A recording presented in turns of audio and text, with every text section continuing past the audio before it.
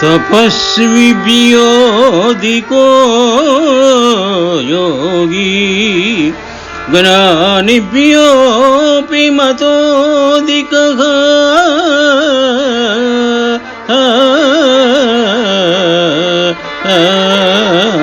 कर्मिभ्यधिको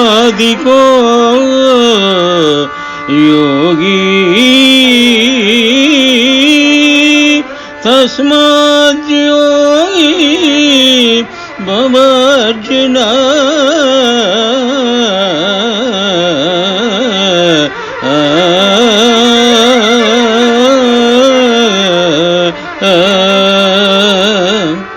శ్రీమద్భగవద్గీత ఆత్మ సంయమ యోగము నుండి ఈ శ్లోకము గ్రహింపబడినది.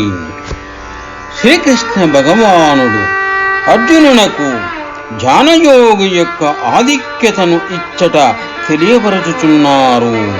ఓ అర్జున, యోగి ఎగువాడు తపస్సులు చేయువారి కంటెను, శాస్త్రజ్ఞానము కలవారి కంటెను, కర్మలు చేయువారి కంటెను కూడా శ్రేష్ఠుడని తలంపబడుచున్నాడు. కావున నీవు యోగివి కమ్ము అని విశదముగా గీతోపదేశము చేసినారు.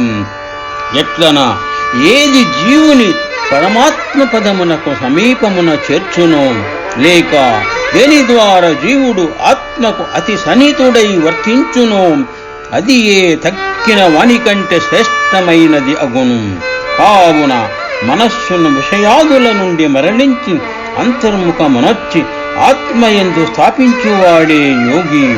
భగవద్ధ్యానము చేయువాడే యోగి. యోగి అయినప్పుడే భవబంధ విమోచనము కలుగును. అనగా ధ్యానము ద్వారా స్వస్వరూప సాక్షాత్కారము కలుగునప్పుడు జీవుడు ముక్తి నొందును. కావున అట్టి మహోన్నత యోగ పదమును అధిష్ఠించి సర్వులను ధరించవలయునని హితోపదేశముగానున్నది. శుభం.